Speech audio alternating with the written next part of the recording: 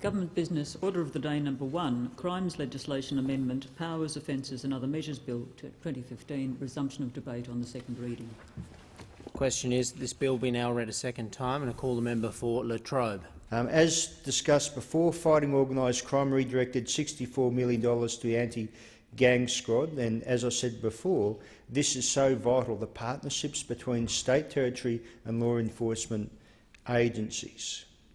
In Victoria, we're finding outlaw motorcycle gangs are growing. The situation in Victoria, when it comes to outlaw motorcycle groups, you're finding that the outlaw motorcycle groups are pretty much going south. They're leaving Queensland and coming to Victoria. And even though there's been record arrests and drug seizures, and sadly we're seeing more bikie clubhouses opening up, and you need something else to occur to basically win this space. And that's where I believe the Queensland law enforcement agencies have got this right. And I had the great pleasure recently meeting with a number of police in Queensland when I visited there, including Senior Sergeant Mark Morris, Inspector Shane Holmes, and also on a different level talking about counter-terrorism, Assistant Commissioner Peter Crawford, Head of Intelligence, Counter-Terrorism Major Events, Detective Superintendent Darryl Johnson, Head of Security, and other law enforcement members. The big thing I noticed up in Queensland, now the Gold Coast of Queensland, for anyone who's been tracking outlaw motorcycle gangs, this is where they were hanging out the most. They basically set up shop there, took control of the nightclubs, took control of the drugs, bad for business, destroying young lives. And the former LNP government up there took the position that they were going to really take on the outlaw motorcycle gangs with their Crimes Legislation Amendment Act. The Criminal Organisations Disruptions Amendment Act 2013 contains a range of criminal gang-targeted amendments, including the creation of new offences, increased penalties for existing offences and increased police powers. New offences included 3 or more members of a criminal gang, including those listed by regulation, being together in the public place. So this means no longer can the bikies sit around in their colours or leathers and intimidate other people, and that's what the colours are about. It's about intimidation.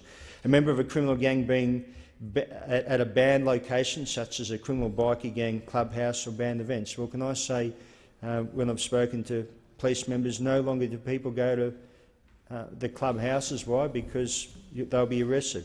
A member of a criminal gang recruiting or attempting to recruit another person to the gang, and what they do is they target young people, in particular from street gangs, and they get them involved in ICE, and it doesn't matter. And I was speaking to at least 21 recently from Victoria. It doesn't matter what sort of penalty they get, they basically continue to push them to keep trafficking. It is this kind of approach to closing gaps in legislations which I think we really need to take seriously. I've spoken to Minister Michael Keenan about it. He's obviously made no decision on this apart from listen to what I've said, but there's a very stark difference between what is happening in Queensland and what is happening in Victoria. And from what I've seen and when I've spoken about law enforcement internationally, it's pretty much the way the Americans took on organised crime over there. They took on their bikies, they've taken the mafia, and that's with the RICO laws, which is very much similar to these Queensland laws. I believe that's where they're based. And this is something which I now, especially with the ICE scourge, I really believe we now have to go to the next level and look at tougher measures to disrupt organised crime. If you can stop the outlaw motorcycle gangs meeting together, if you can stop the organised crime groups having meetings and basically pushing drugs, pushing firearms, this only can be good for all Australians, especially our young people, because they don't care if they sell drugs to a young person, they don't care if they sell a firearm to the young person, and this is the danger we face. So I strongly support this legislation, and my next push will be to look at stronger legislation such as Queensland Go National.